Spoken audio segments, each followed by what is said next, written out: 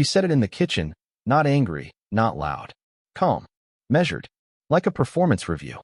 No more intimacy until I grew up. She didn't look at me when she said it. She was checking her phone, scrolling with her thumb, already done with the conversation. I stood there with my jacket still on, rain drying on the shoulders, the sound of traffic bleeding through the window. The company was bleeding cash. One investor had walked. Another was circling. I hadn't slept more than 4 hours in weeks. She told me I needed to work on myself. That stress made me smaller. That real men didn't bring chaos home. She said she needed stability, maturity, consistency. Until then, distance was necessary. Space. Boundaries. That was the word she liked lately. Boundaries. Later that night, she went to bed early. I stayed up, laptop open, rebuilding a budget line by line. Around midnight, my phone buzzed. A Slack notification from Evan, my top operations guy, the one who knew where every weakness in the company lived. He'd sent an update, then a follow-up, then a thumbs-up emoji when I didn't respond. The next morning, she was different. Lighter. Focused. Efficient.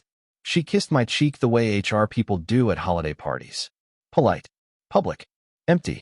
At the office, Evan avoided my eyes for the first time in 3 years. He walked past my glass office twice without stopping. When I checked the internal calendar, his name was blocked for a meeting I hadn't scheduled. At lunch, I saw them together through the cafe window across the street. Sitting close. Talking low. Her hand touched his wrist once, briefly, like a correction. I didn't interrupt. I didn't call. I finished my coffee, stood up, and went back to work. The first real shift didn't come with a fight. It came with silence from places that used to answer immediately. Evan stopped copying me on decisions that touched my side of the business. Small ones at first. Vendor calls. Schedule changes. Nothing loud enough to challenge. Nothing clean enough to accuse. Just enough to feel like furniture being moved while you're asleep. At home, she doubled down on structure. Gym at 6. Work by 8. Dinner planned on Sundays like a quarterly roadmap. She tracked everything except me. When I spoke, she listened the way managers listen to underperformers. Patient, distant, already writing the outcome. She told me growth wasn't comfortable, that intimacy was earned through consistency. That pressure revealed character. Her tone never changed. No anger, no warmth. Control without friction. One night, I came back later than usual. Lights were on in the living room. Evan's shoes were by the door. Not hidden.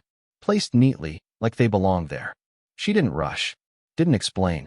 She said he'd stayed late helping her think through a staffing issue. That he understood systems. That I should appreciate how loyal my team was. Evan avoided me again the next morning. His calendar was suddenly private. His reports shorter. More polished. Less transparent. At the office, the company felt intact. At home, I was being audited. I didn't confront either of them. I started documenting instead. Access logs. Permissions. Approval chains. Not for revenge. For clarity. That night, she repeated the rule. No intimacy until I grew up. She said it like a deadline. I nodded once and turned off the light. She didn't notice when I stopped reaching for her. The proof didn't arrive all at once. It assembled itself quietly, the way systems fail before they collapse. It started with access.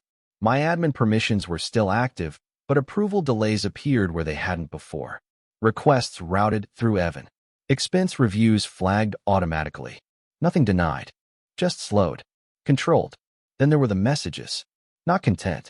Patterns. Late-night Slack activity between their accounts. Short bursts. Long gaps. Activity that didn't match any project timeline. He stopped using work channels after 9. She started. At home, she became lighter again. Focused. Productive. She stopped mentioning my stress. Stopped pushing me to grow. The exam was paused, like she already had the result. One evening, I opened the financial dashboard we both had access to. A new user had been added to a shared folder tied to strategic planning. Evan's email. Authorized by her credentials. The timestamp was from a night she'd told me she went to bed early. I didn't screenshot. I didn't save files to my phone. I just watched. The final confirmation came during a board prep call. Evan spoke before I did. Answered questions that were supposed to be mine. The room didn't correct him. She was on the call too. Camera on. Calm. Watching. When it ended, no one stayed behind. No follow-ups. No clarifications. That night, She told me she needed space to think. That pressure was affecting her desire. That intimacy required safety. I said nothing. After she fell asleep, I opened our corporate registry and started drafting changes. Quiet ones. Structural. By morning, I wasn't guessing anymore. I was preparing. She still thought she was managing my development. She didn't see that I had stopped participating entirely. I didn't disappear dramatically. I just stopped being reachable where it mattered. The first change was physical. I took a short trip under the excuse of investor meetings. No arguments. No announcements. I left my personal phone on the kitchen counter and took a clean device registered only to the company. When she texted, it went unread. When she called, it rang into silence. At the office, I shifted hours without explanation. Early mornings. Late exits. Meetings scheduled through counsel instead of assistants. Access reviews completed quietly, logged as routine compliance. She noticed the absence before she noticed the cause. By the third day, her messages changed tone. Fewer words. Then more. She asked if everything was okay. If I was safe. If I needed anything. The exam had been replaced with concern, but it came too late. Evan sent one message. Just one. Asking if I was still reviewing the Q3 restructuring. I marked it read and didn't respond. From a distance, I watched patterns break. She showed up at the office unannounced. Stayed later than usual. Laughed louder in shared spaces. Control always gets noisy when it starts slipping. That weekend, I closed the joint credit line tied to our personal accounts. Not out of spite. Out of procedure. She found out at a restaurant. Card declined. Smile frozen long enough for other people to notice. I didn't contact her. By Monday, HR had flagged unusual access requests coming from her login. Evan's name appeared again, this time on a denial. I was still present, still operational. I just wasn't available to manage her comfort anymore. And for the first time, she didn't know where I was. Evan thought the ground was stable because nothing shook when he stepped on it. That was the advantage of structures built quietly. They don't collapse loudly. They just stop holding weight. I didn't touch him directly. I reviewed contracts he didn't know were provisional. Performance clauses tied to authority thresholds. Compliance language he'd skimmed past when everything felt permanent. His access wasn't revoked. It was rescoped, narrowed, boxed in. He kept working like nothing had changed. Sending updates, making calls, acting confident in rooms that no longer belonged to him. She noticed before he did. She started hovering around his department, asking questions that sounded supportive but landed sharp. She checked dashboards more often, corrected minor things publicly. Control always tries to reassert itself through visibility. One afternoon, a third-party auditor requested documentation tied to Evan's operational decisions from the last 6 months. Routine. Automatic. Triggered by a restructuring flag I'd filed weeks earlier. Evan froze. Not outwardly. Internally. I saw it in the delay before his responses.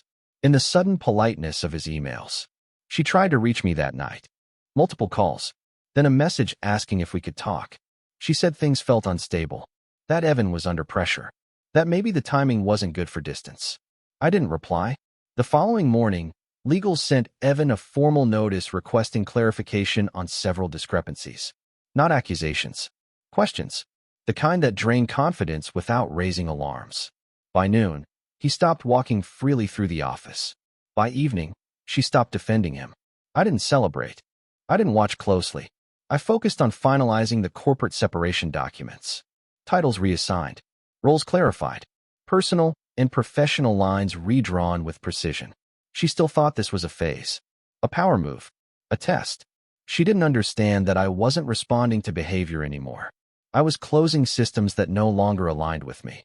The shift became visible the moment other people stopped treating her like an authority. It happened slowly, then all at once. In meetings, colleagues started pausing before responding to her. Not out of fear, out of recalculation.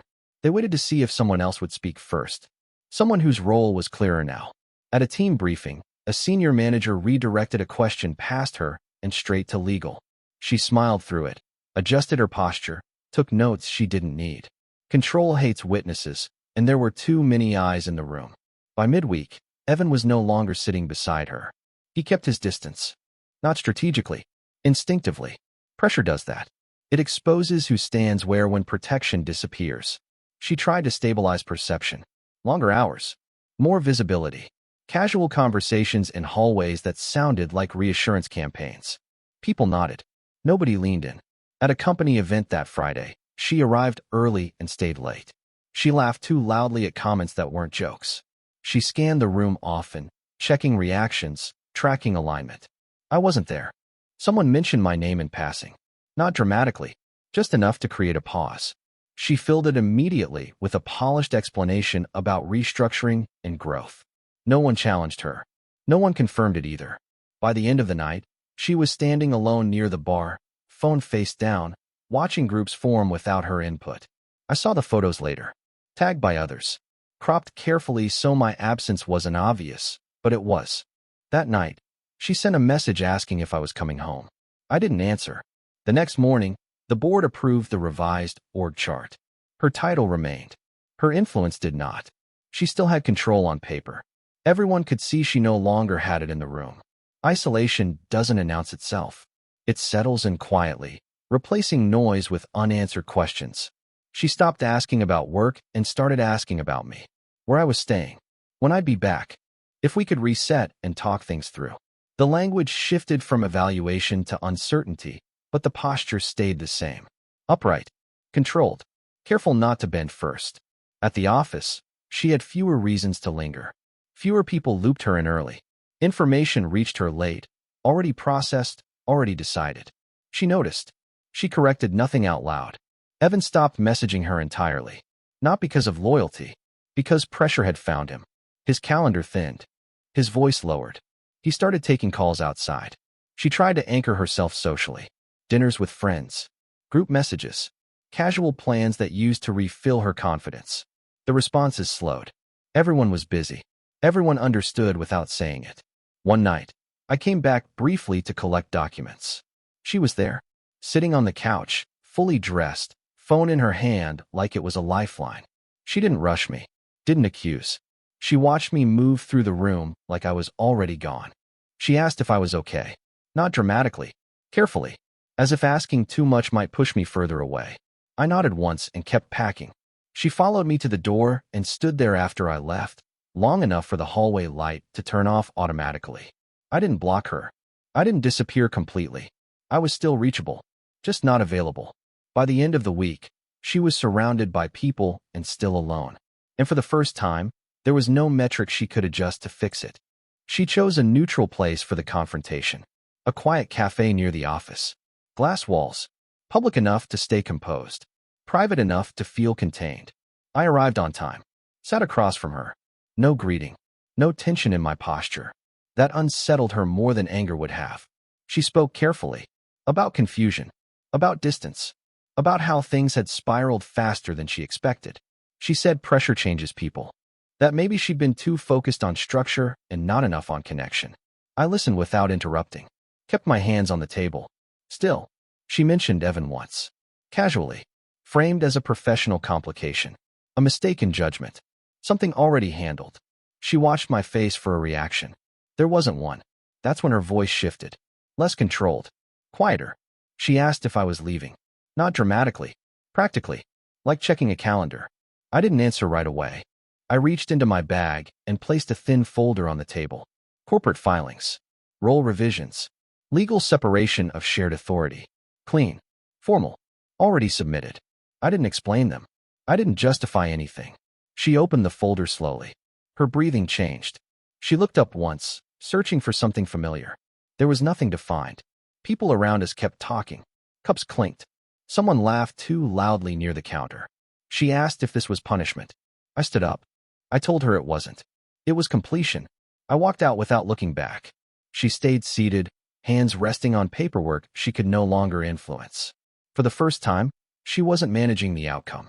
She was watching it leave. The collapse didn't look dramatic from the outside. It looked administrative. Evan was placed on leave pending review. Not fired. Suspended in uncertainty. His access badge stopped working on a Tuesday morning. Security walked him out politely. No one filmed it. No one needed to. Her name started disappearing from meeting invites. Not removed. Just unnecessary. Decisions were made before she arrived. Follow-up sent without her copied. Authority doesn't vanish loudly. It thins until it's transparent. At home, she stopped sleeping. Lights stayed on. Dishes untouched. She wore the same blazer 3 days in a row. People noticed. No one commented. She tried to stabilize through routine. Gym, office, calls.